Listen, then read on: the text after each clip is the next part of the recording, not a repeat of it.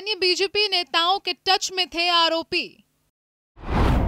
Gang rape के आरोपियों के यहां आते जाते थे बीजेपी नेता। घटना के बाद शहर से गए थे भाग। वाराणसी में आईआईटी बीएचयू की छात्रा से गैंग रेप के तीनों आरोपियों पर पुलिस ने शिकंजा कस दिया है। पुलिस अब उन पर गैंगस्टर के तहत कार्रवाई कर सकती है। साथ ही कुणाल पांडे, सक्षम पटेल और अभिषेक चौहान का मुकदमा फास्ट ट्रैक कोर्ट में चलने की अपील भी कर सकती है। इस बीच आरोपियों के बारे में नई जानकारी सामने आई है। अब इस मामले में जुड़े कई राज निकलकर सामने आ रहे हैं। आपको इस पूरे मामले के बारे में भी बताएंगे, पर उससे पहले आपको ये बताते हैं कि क्या कुछ है वो राज जिसने इस आग को और भड़काने का काम किया है। नमस्कार, आप देख रहे हैं कैपिटल टीवी की स्पेशल स्टोरी और मैं हूं आपके साथ राजप्रीत कौर। आईआईटी बीएचयू की छात्रा के साथ बीते महीने गैंग रेप की घटना हुई थी। इस घटना के बाद जमकर बवाल हुआ था, लेकिन बीते करीब 2 महीने से पुलिस उन आरोपियों को गिरफ्तार नहीं कर पाई थी। शनिवार को पुलिस के हाथ बड़ी सफलता लगी और पुलिस ने तीनों आरोपियों को गिरफ्तार कर लिया। आपको बता दें कि अब इस मामले में बताया जा रहा है कि कैंट से बीजेपी विधायक सौरभ श्रीवास्तव की सिफारिश पर आरोपियों को पार्टी संगठन में अहम जिम्मेदारी मिली थी। इतना ही नहीं, विधायक समेत दूसरे नेताओं का आरोपियों के घर आना जाना रहता था, जिसके चलते इलाके में उनका दबदबा बड़ा रहता था। बीजेपी के तमाम नेताओं संग आरोपियों की तस्वीरें सोशल मीडिया पर सामने आई हैं। बता दें कि एक अन्य आरोपी अभिषेक चौहान के आवास पर भी लगातार कैंट विधायक का आना जाना रहता था। अभिषेक पार्टी के लिए सदस्यता अभियान भी चलाता था, जिसकी जानकारी खुद वहां के निवासियों ने दी है। विधायक की पैरवी पर ही आरोपी कुणाल पांडे को आईटी सेल का महानगर संयोजक बनाया गया था। स्थानीय बीजेपी नेताओं के टच में थे आरोपी।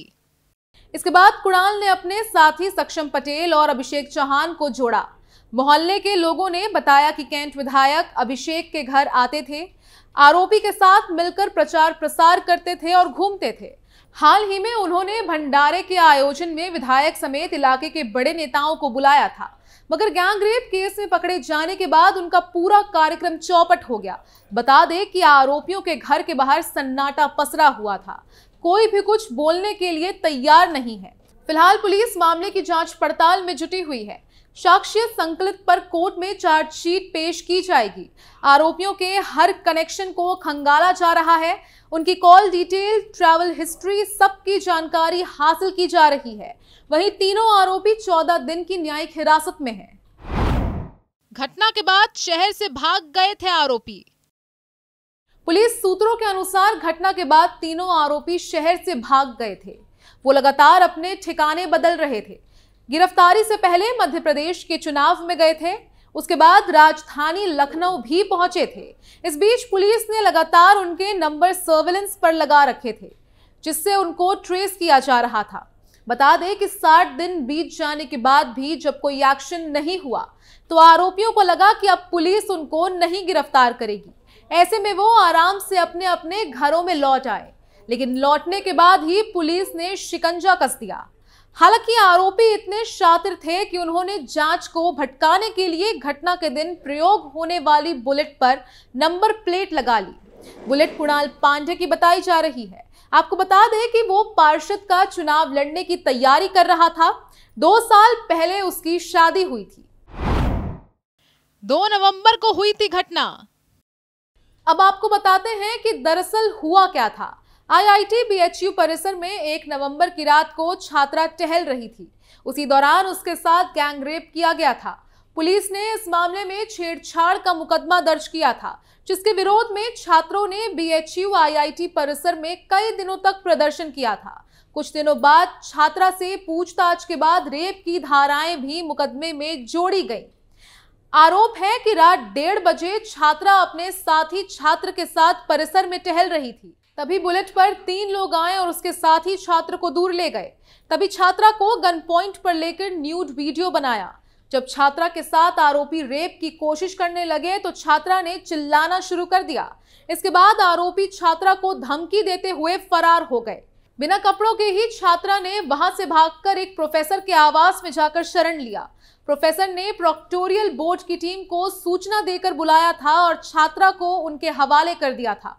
इसके बाद कई दिनों तक छात्रों ने परिसर में प्रदर्शन किया था। आरोपियों को पकड़ने के लिए पुलिस समेत क्राइम ब्रांच की 4 टीमें लगी हुई थी। वाराणसी पुलिस ने 31 तारीख को आरोपियों को गिरफ्तार कर लिया है। आपको बता दें कि पुलिस की पूछताछ में तीनों आरोपियों ने बताया कि 1 नवंबर की रात वारदात को उन्होंने अंजाम दिया। 2 और 3 नवंबर को उन्होंने देखा कि घटना के विरोध में IIT BHU में छात्रों ने आंदोलन शुरू कर दिया है।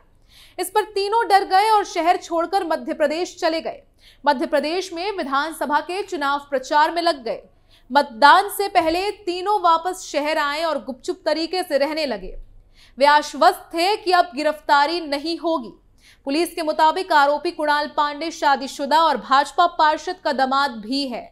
कुणाल के मोहल्ले के लोगों के अनुसार वो बीटेक पास है। तीनों ने कहा कि वो लोग रात में सड़क पर दिखाई देने वाली लड़कियों पर छिटांगशी करते हुए गुजरते थे। अक्सर BHU परिसर जाते थे। तीनों ने पुलिस से कहा कि उन्होंने ये नहीं सोचा था कि IIT BHU की छात्रा का मामला इतना तुल पकड़ेगा। तीनों को लगा था कि छात्रा डरकर किसी से नहीं बताएगी, चुपचाप हॉस्टल चली जाएगी। वहीं अब मामले का खुलासा होने पर कांग्रेस प्रदेश अध्यक्ष अजय राय ने निशाना साधा है और कहा कि घटना के 1 हफ्ते के भीतर ही पुलिस के सभी अधिकारियों को पता चल चुका था कि आरोपी सत्ता पक्ष से जुड़े हुए हैं, इसलिए उन्हें बचाने की भरपूर कोशिश की गई। और जब विपक्ष के नेता होने के नाते मैंने आवाज उठाई तो मेरे ऊपर फर्जी मुकदमे भी दर्ज कर दिए गए। मेरी जानकारी के अनुसार घटनाक्रम के समय तत्कालीन थाना अध्यक्ष और ACP भेलूपुर पर सत्ता पक्ष का खासा दबाव था, जिसकी वजह से आरोपियों की इतनी दिन तक गिरफ्तारी नहीं हुई। हम लोगों ने लगातार इस मुद्दे को उठाया है, जिसके बाद दबाववश आरोपी की गिरफ्तारी संभव हो पाई। मोइत्रा ने किया योगी आदित्यनाथ पर तीखा हमला। वहीं सोशल मीडिया प्लेटफॉर्म के जरिए पोस्ट में मोइत्रा ने कटाक्ष करते हुए लिखा कि इन अपराधियों को मार दीजिए, आखिर बुलडोजर चलाने में इतनी देरी क्यों हो रही है। TMC नेता मोइत्रा ने योगी आदित्यनाथ के साथ आरोपियों की तस्वीरें साझा करते हुए लिखा, 2017 में मुख्यमंत्री के रूप में कार्यभार संभालने के बाद एक साक्षात्कार में उन्होंने कहा था कि अगर अपराध करेंगे तो ठोक दिया जाएगा। खैर, अब देखना यह है कि अब इस मामले को लेकर क्या बड़ा कदम उठाती है सरकार। अब देखना यह है कि बुलडोजर चलता है या एनकाउंटर होता है। स्पेशल स्टोरी में आज के लिए बस इतना ही। बाकी खबरों के लिए देखते रहिए कैपिटल TV उत्तर प्रदेश। नमस्कार।